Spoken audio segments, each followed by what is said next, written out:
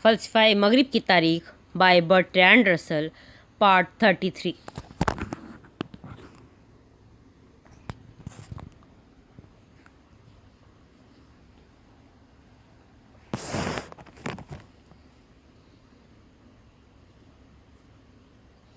در حقیقت رواقیت میں کھٹے انگوروں کا عنصر شامل ہے۔ ہم خوش نہیں رہ سکتے لیکن نیک بن سکتے ہیں۔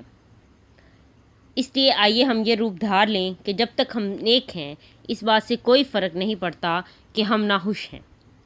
یہ نظریہ ایک بڑی دنیا میں بہادرانہ اور مفید ہے، لیکن نہ تو یہ قطعی صحیح ہے اور نہ ہی بنیادی طور پر قطعی مخلصانہ ہے۔ اگرچہ رواقعین کی بنیادی اہمیت اخلاقیانہ تھی، لیکن دو پہلو ایسے تھے جن سے ان کی تعلیم دوسرے میدانوں میں ثمر آور ثابت ہوتی۔ ان میں سے ایک نظریہ علم ہے اور دوسرا فطری قانون اور فطری حقوق کا نظریہ ہے۔ افلاطون کے باوجود رواقعین نظریہ علم میں ادراک کو قبول کرتے تھے۔ ان کا خیال تھا کہ حواس پر مبنی علم کو فریب سمجھنا حقیقت میں غلط فیصلہ ہے اور اس غلطی کو تھوڑی سی احتیاط سے دور کیا جا سکتا ہے۔ ایک رواقی فلسفی سفیرس جو زینو ہی کا شاگرد تھا کو ایک دفعہ بادشاہ بطلیموس نے کھانے پر مدعو کیا۔ بادشاہ، جس نے مہمان کے نظریے کو سن رکھا تھا، اسے موم کا بنا ہوا انار پیش کیا۔ جب فلسفی اسے کھانے کی کوشش کرنے لگا تو بادشاہ اس پر ہنس پڑا۔ اس نے جواب دیا کہ اس نے اس کی حقیقی انار ہونے کا یقین محسوس نہیں کیا تھا، لیکن یہ سوچا تھا کہ یہ نہیں ہو سکتا کہ شاہی دسترخوان پر ایسی شے پیش کی گئی ہو جسے کھایا نہ جا سکے۔ اس جواب نے اس نے یہ رواقیانہ امتیاز پیش کیا کہ بعض ایسی اشیاء ہیں جنہیں ادراک کی بنیاد پر یقین سے جانا جا سکتا ہے، اور بعض ایسی اشیاء ہیں جنہیں اس بنیاد پر احتمالی کہا جا سکتا ہے۔ مجموعی طور پر یہ نظریہ معقول اور سائنسی تھا۔ نظریہ علم میں اس کا ایک اور تصور زیادہ مؤثر تھا، اگرچہ زیادہ قابل اعتراض بھی۔ وہ بنیادی تصورات اور اصولوں پر یقین رکھتے تھے۔ تمام یونانی منطق استخراجی تھی اور اس نے اولین مفروضات کے مسئلے کو اٹھایا۔ اولین مفروضات کم از کم جزوی طور پر عمومی تھے اور انہیں ثابت کرنے کا کوئی طریقہ نہ تھا۔ رواقیوں کا عقیدہ تھا کہ محسوس اصول ایسے ہیں جو درخشاں طور پر واضح ہیں اور انہیں سب نے تسلیم کیا ہے۔ انہیں استخراج کی بنیاد یوں بنایا جا سکتا ہے جیسے اقلیدس نے انہیں عناصر میں بنایا ہے۔ اسی طرح بنیادی تصورات کو بھی تعریف ڈیفینیشن کے لیے اولین اصول قرار دیا جا سکتا ہے۔ اس نقطہ نظر کو تمام قرون وسطیٰ میں تسلیم کیا گیا، یہاں تک کہ ڈیکارٹ نے بھی ایسا ہی کیا۔ فطری حق کا نظریہ، جیسا کہ یہ 16ویں، 17ویں اور 18ویں صدی میں ظاہر ہوا ہے، رواقیاتی نظریے ہی سے احیا ہے۔ یہ رواقی بھی تھے جنہوں نے قانون فطرت اور قانون اقوام میں امتیاز کیا۔ قانون فطرت ان اول اصولوں سے ماخوذ کیا گیا جو تمام عمومی علم کی بنیاد تھے۔ رواقیوں کے نزدیک فطرت کا مفہوم یہ تھا کہ تمام بنی نوع انسان برابر ہیں۔ مارکس آریلیس اپنی کتاب مراقبات میں نظام سیاست کی یوں حمایت کرتا ہے: ایسا نظم و نسق جس میں سب کے لیے آزادی رائے مساوی ہو، اور ایسی بادشاہی حکومت جو رعایا کی آزادی کا سب سے زیادہ احترام کرتی ہو۔ یہ ایسا تصور تھا جسے رومی سلطنت میں باقاعدہ حاصل نہ کیا جا سکا، لیکن اس نے قانون سازی کو متاثر کیا اور اسی نے عورتوں اور غلاموں کے مرتبے کو بہتر حیثیت دی۔ مسیحیت نے دیگر بہت باتوں کے علاوہ رواقی تعلیم کے اس حصے کو بھی اپنا لیا، اور بالآخر 17ویں صدی میں جب ریاستی جبر کے خلاف مؤثر طور پر جدوجہد کی تو رواقی قانون نے فطرت اور فطری مساوات کے نظریات ہی کو مسیحیت میں ملبوس کر کے ایک ایسی عملی قوت بنا لیا جو قوت ایک شہنشاہ بھی قدیم وقتوں میں ان نظریات کو نہ دے سکا۔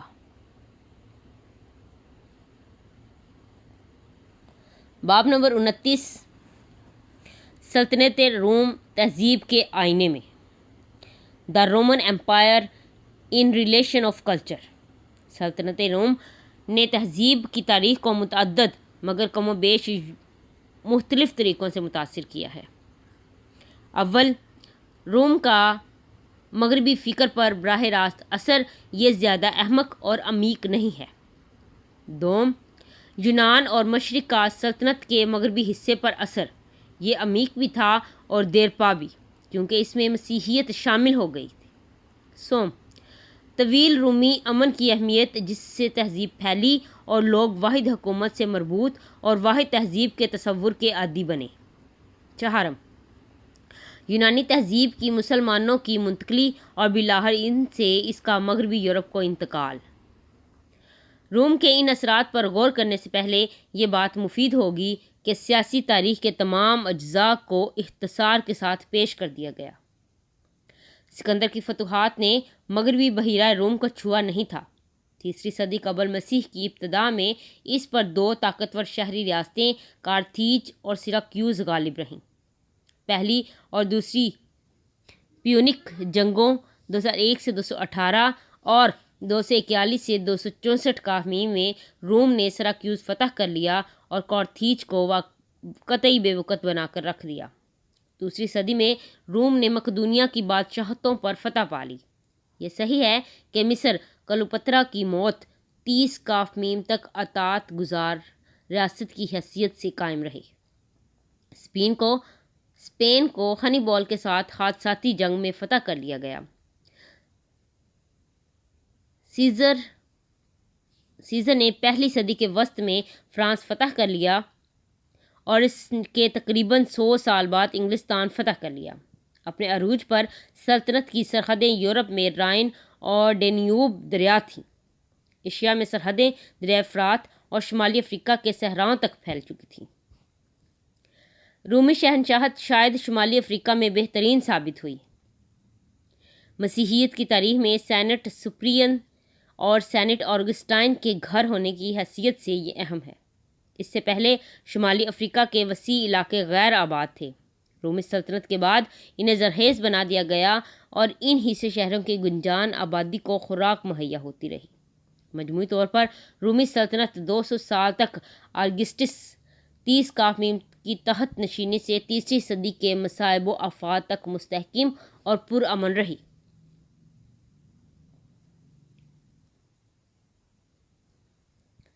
اسی دوران رومی ریاست کے آئین میں اہم تبدیلیاں ہوتی رہیں۔ ابتدا میں روم ایک شہری ریاست تھی جو یونانی ریاستوں سے مختلف نہ تھی۔ یہ خصوصاً سپارٹا کی ریاست کی طرح تھی، جس کا بیرونی تجارت پر انحصار نہ تھا۔ ہومر کے یونان کی مانند اس کے بادشاہوں کی جگہ بھی اشرافیہ طبقہ لیتا رہا۔ آہستہ آہستہ اشرافیہ کے طبقہ نے جب سینٹ کی صورت اختیار کر لی اور ساتھ ہی با اختیار بھی رہا، جمہوری عناصر بھی اس میں شامل کر لیے گئے۔ اس باہمی سمجھوتے کو رواقی پیناٹیئس نے، جس کے نظریات کو پولیبائس اور سسرو نے پیش کیا، بادشاہی، اشرافی اور جمہوری عناصر کا ایک مثالی امتزاج قرار دیا، لیکن فتح نے اس غیر یقینی توازن کو درہم برہم کر دیا۔ فتح کے نتیجہ میں سینٹ کے طبقہ کے ہاتھ بے پناہ دولت لگی۔ یہ دولت اس سے کم تر ان نوابوں کے ہاتھ بھی لگی جنہیں بالائی وسطی طبقہ میں شمار کیا جاتا ہے۔ اٹلی میں زراعت کا کام چھوٹے کسان کرتے جو اپنی اور اپنے خاندان کی محنت سے اناج اگاتے، لیکن یہ جاگیریں بھی رومی اشرافیہ کی ملکیت تھیں۔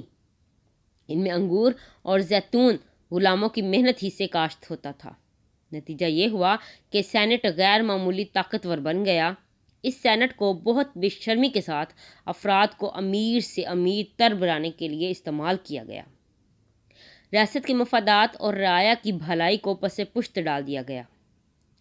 دوسری صدی کافمیم کے نصف آخر میں گراکی نے جمہوریت کی تحریک چلائی، جس کے یکے بعد دیگرے خانہ جنگی شروع ہو گئی اور بالآخر، جیسا کہ اکثر و بیشتر یونان میں ہوا، ایک جابرانہ حکومت قائم ہوئی۔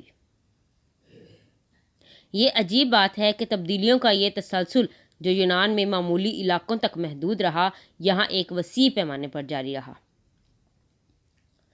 آگسٹس جولیس سیزر کا گود لیا بیٹا جو اس کا جانشین بنا اور 30 قاف میم سے 14 عیسوی تک حکمران رہا۔ اس نے خانہ جنگی البتہ چند استثناء کے ساتھ اور بیرونی جنگوں کو ختم کر دیا۔ یونانی تہذیب کی ابتدا سے لے کر اب تک پہلی دفعہ قدیم دنیا امن و تحفظ سے لطف اندوز ہوئی۔ 2 باتوں نے یونانی سیاسی نظام برباد کر دیا۔ اول، ہر شہر کا مطلق العنان فرمان روائی کا دعویٰ۔ دوم، بیشتر شہروں میں امیروں اور ناداروں کے مابین تلخ اور خون ریز نزاع۔ کارتھیج اور یونانی بادشاہتوں کے فتح ہو جانے کے بعد پہلے سبب نے دنیا پر کوئی بھی اثر نہ ڈالا، کیونکہ روم کے خلاف کوئی مؤثر مزاحمت نہ ہوئی۔ لیکن دوسرا سبب موجود رہا۔ خانہ جنگیوں میں ایک جرنیل خود سینٹ کا لیڈر ہونے کا دعوے دار بن جاتا اور دوسرا جرنیل عوام کا رہنما ہونے کا۔ فتح اسے نصیب ہوتی جو سپاہیوں کو سب سے زیادہ انعامات کی پیشکش کرتا۔ سپاہی نہ صرف تنخواہ اور لوٹ مار کے خواہاں ہوتے بلکہ زمین بھی بطور عطیات لیتے۔ یوں خانہ جنگی کا انجام یہ ہوتا کہ بہت موجودہ زمیندار رسمی طور پر قانونی بے دخلی کا شکار ہو جاتے۔ یہی لوگ سینٹ کے برائے نام مزارعین ہوتے، مگر فتح مند فوجیوں کے لیے جگہ چھوڑ دیتے۔ جنگ کے اخراجات جو ابھی جاری رہتے یوں پورے کیے جاتے کہ امراء کو قتل کر کے ان کی جائیداد ضبط کر لی جاتی۔ یہ نظام جو آفت خیز تو تھا ہی، آسانی سے ختم نہ ہو سکتا تھا۔ بلاخر ہر کوئی حیران رہ گیا جب آگسٹس ایسا مکمل فتح یاب ہوا کہ اس کے اقتدار کا سامنا کرنے کوئی بھی مد مقابل آنے کا دعوے دار نہ ہوا۔ خانہ جنگی کے دور کے خاتمے کا انکشاف رومی دنیا کے لیے باعث حیرت تھا۔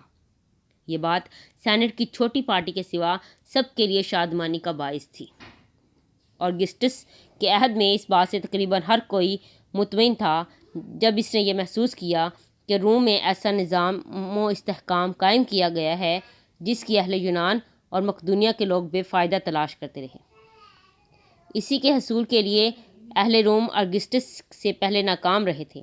روسٹف سیف نے کے مطابق جمہوریت پسند روم نے یونان میں انتہائی غربت و افلاس، دیوالیہ پن اور ہر قسم کی سیاسی عمل کی آزادی کے خاتمے کے سوا کوئی نئی بات متعارف نہ کرائی۔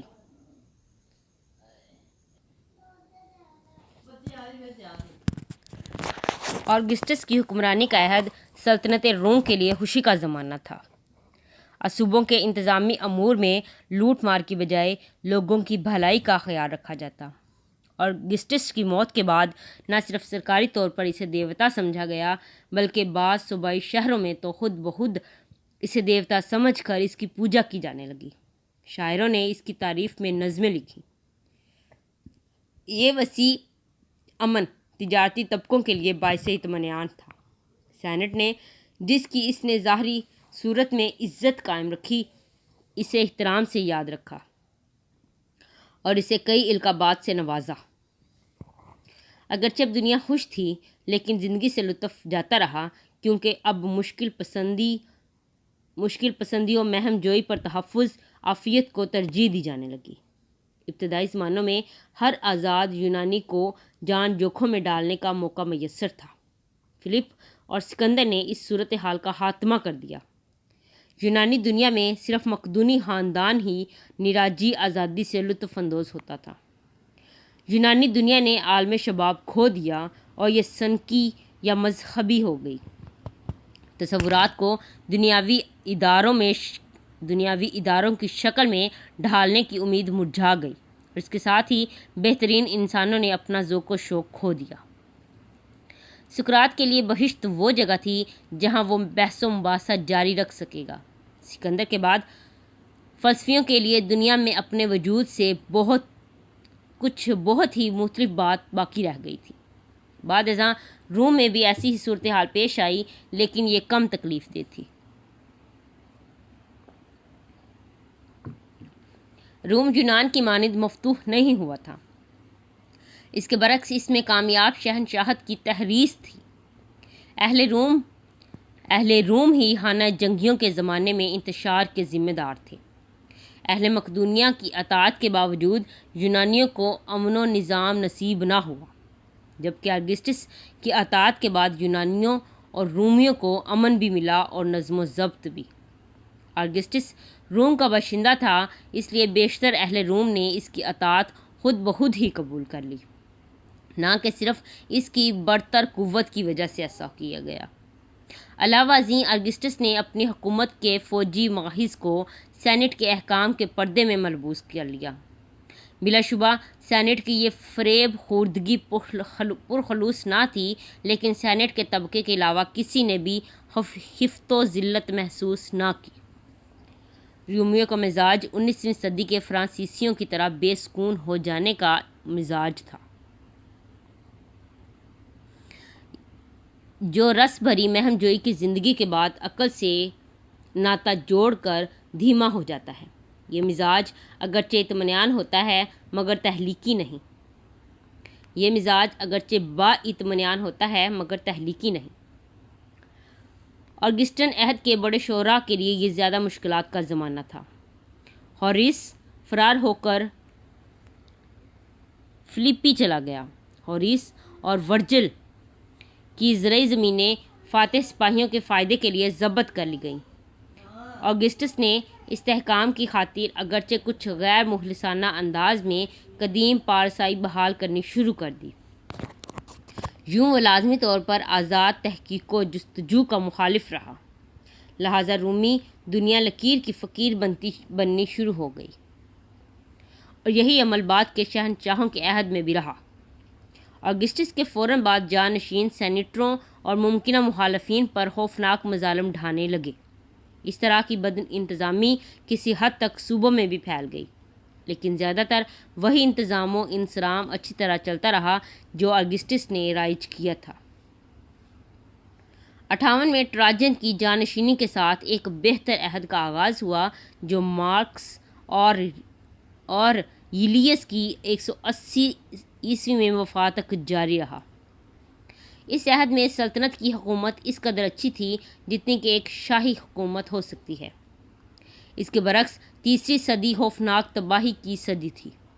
فوج کو اپنی قوت کا اندازہ ہو گیا اور اس نے مال و دولت کے عوض اور اس وعدہ پر کہ زندگی میں جنگ آزمائی نہیں ہوگی، بادشاہوں کو بنانا اور ہٹانا شروع کر دیا۔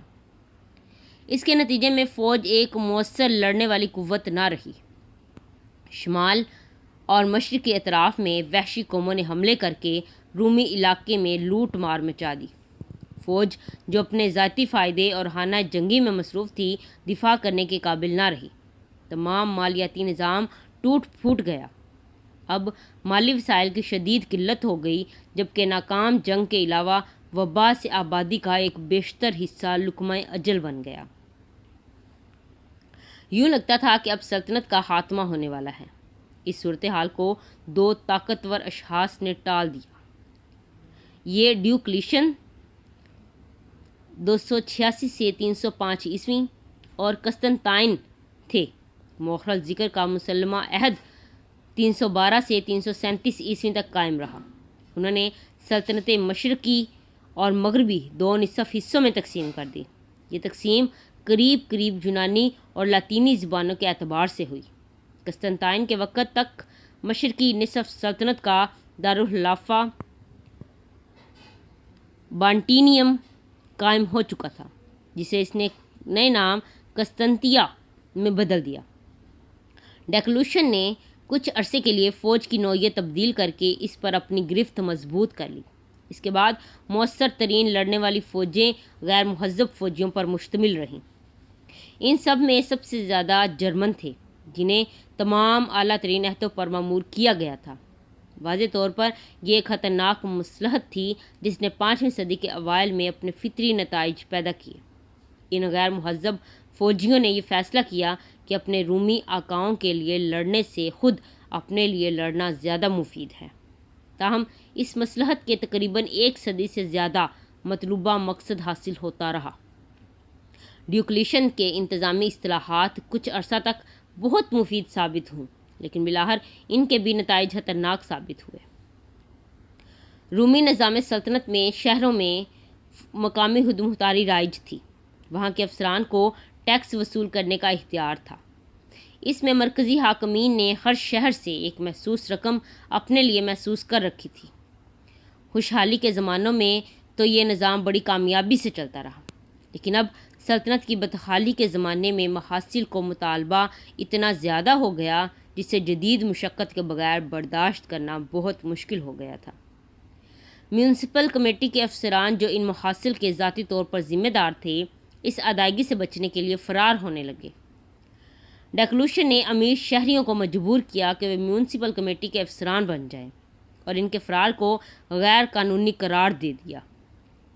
ایسے ہی مقاصد کے لیے اس نے دیہی آبادی کو زرعی غلام بنا لیا، انہیں اپنی زمین پر رہنے کا پابند کر دیا اور ان کی نقل مکانی ممنوع قرار دے دی۔ اسی نظام کو بعد میں آنے والے بادشاہوں نے بھی جاری رکھا۔ قسطنطین کی اہم ترین اختراع یہ تھی کہ اس نے مسیحیت کو سرکاری مذہب قرار دے دیا۔ اس کی بظاہر وجہ یہ تھی کہ سپاہیوں کی کثیر تعداد مسیحی تھی۔ اس کا نتیجہ یہ ہوا کہ جب 5ویں صدی میں جرمنوں نے مغربی سلطنت کو برباد کر دیا تو اس کا وقار ہی یہ سبب بن گیا کہ انہوں نے مسیحی مذہب اختیار کر لیا۔ اس کے ذریعے مغربی یورپ کے لیے قدیم تہذیب کا اس قدر حصہ محفوظ ہو گیا جس قدر چرچ نے خود میں جذب کر لیا تھا۔ سلطنت کے مشرقی نصف حصے میں صورتحال مختلف تھی، اگرچہ مشرقی سلطنت اپنی حدود میں متواتر سمٹتی گئی، ماں سوائے 6 صدی میں جسٹنٹین کی عارضی فتوحات کے۔ تاہم یہ 1453 عیسوی تک جاری رہی جب ترکوں نے استنبول فتح کر لیا، لیکن مشرق میں جو بھی باقی رومی صوبے رہے بشمول افریقہ اور مغرب میں اسپین، وہ بھی مسلمانوں کے قبضے میں آ گئے۔ جرمنوں کے برعکس عربوں میں ان کے مذہب کو تو رد کر دیا لیکن انہی کی تہذیب اپنا لی جنہیں انہوں نے فتح کیا تھا۔ مشرقی تہذیب زبان کے حوالے سے یونانی تھی، لاطینی نہیں، اس لیے 7ویں سے 11ویں صدی کے دوران یہ یونانی اور عرب تھے جنہوں نے یونانی ادب اور یونانی تہذیب کا جو حصہ بچ گیا تھا اسے محفوظ رکھا۔ اس میں لاطینی تہذیب شامل نہ تھی۔ 11ویں صدی سے بعد ازاں ابتدا میں موروں کے زیر اثر مغرب نے آہستہ آہستہ دوبارہ حاصل کر لیا جو انہوں نے یونانی وراثت میں حصہ کھو دیا تھا۔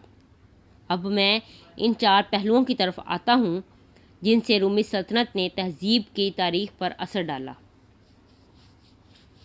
نمبر 1، یونانی فکر پر روم کا بلا واسطہ اثر۔ اس کی ابتدا 2 صدی میں 2 اشخاص کے ہاتھوں ہوئی، ایک مورخ پالیبیس اور دوسرا رواقی فلسفی پیناکشیس۔ یونانیوں کا رومیوں کی جانب فطری رویہ نفرت و خوف کا تھا۔ ایک یونانی خود کو زیادہ مہذب مگر سیاسی طور پر کمزور سمجھتا تھا۔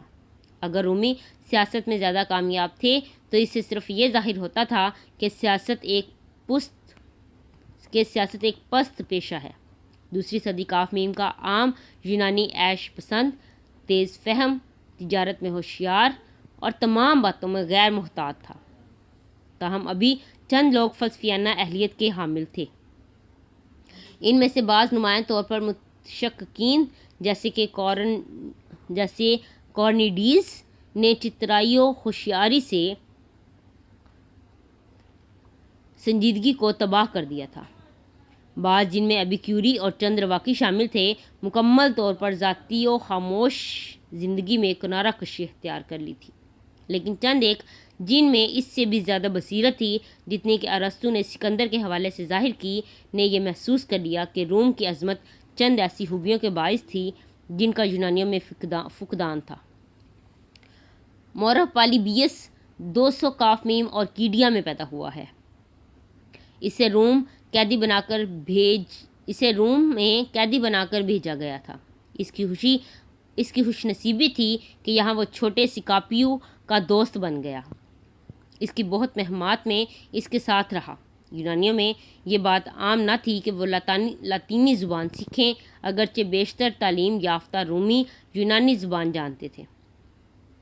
تاہم پولیبیس کے حالات اسے اس طرف لے گئے کہ اس نے لاطینی زبان پر عبور حاصل کر لیا۔ اس نے یونانیوں کے فائدے کے بعد اس نے یونانیوں کے فائدے کے لیے بعد کی پیونک جنگوں کی تاریخ لکھی۔ انہی کے باعث رومی دنیا کو فتح کرنے کے قابل ہوئے تھے۔ اس نے رومی آئین کی تعریف کی جو اگرچہ اس کے لکھتے وقت تک غیر متعلق ہو چکی تھی، لیکن اپنے وقت تک اس نے زیادہ تر یونانی شہروں کے متواتر بدلتے ہوئے آئینوں کے مقابلے میں رومی آئین کی استحکام اور کارکردگی کے حوالے سے حمایت کی۔ فطری طور پر رومیوں نے اس تاریخ کو بہت مزے سے پڑھا۔ اس بارے میں کچھ ہی شبہ ہے کہ آیا یونانیوں نے بھی اسے ایسا ہی محسوس کیا تھا۔ پینیاکشیس جو ایک قنوتی تھا کے متعلق گزشتہ باب میں تفصیلی ذکر ہو چکا ہے۔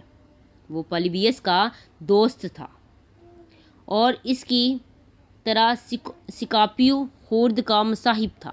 جب تک سکاپیو زندہ رہا وہ اکثر روم میں رہا، لیکن 129 عیسوی میں سکاپیو کی موت کے بعد وہ رواقی مکتب کے سربراہ کی حیثیت سے ایتھنز میں مقیم ہو گیا۔ روم میں سیاسی عمل سے وابستہ امید اب بھی باقی تھی جسے یونان نے کھو دیا تھا، اس لیے پناکشیس کے نظریات زیادہ سیاسی تھے۔ ان کا تعلق کلبیوں کے نظریات کی نسبت اوائل کے رواقیوں کے نظریات کے ساتھ زیادہ تھا۔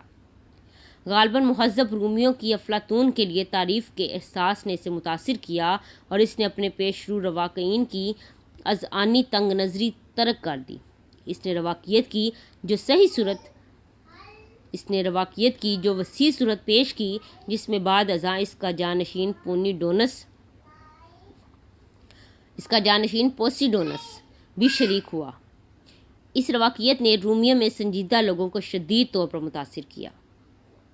بعد ازاں ایپیکٹیس جو اگرچہ یونانی تھا مگر اس نے زیادہ تر زندگی روم میں گزاری۔ روم نے اسے اپنی سب سے زیادہ مثالیں مہیا کی۔ وہ ایک دانا شخص کو ہمیشہ یہ ترغیب دیتا ہے کہ وہ ایک شہنشاہ کے سامنے کبھی نہ لرزیں۔ ہم یہ جانتے ہیں کہ ایپیکٹیس نے مارکس کو متاثر کیا، لیکن یونانیوں کا اثر تلاش کرنا مشکل کام ہے۔ پلوٹارک 46 سے 120 نے اپنی کتاب عظیم یونانیوں اور رومیوں کی حیات lives in the noble Grecians and Romans میں دونوں ممالک کے نامور ترین انسانوں کی زندگیوں کا موازنہ کیا ہے۔ اس نے روم میں ایک طویل عرصہ گزارا۔ ہیڈرین اور ٹراجن شہنشاہوں نے اس کی عزت افزائی کی۔ اس نے لائیوز کے علاوہ فلسفہ، مذہب، فطری تاریخ اور اخلاقیات پر بھی کتابیں لکھی۔ اس کی کتاب لائیوز نے یونانیوں اور رومیوں کے افکار میں مصالحت پیدا کرنے کی کوشش کی۔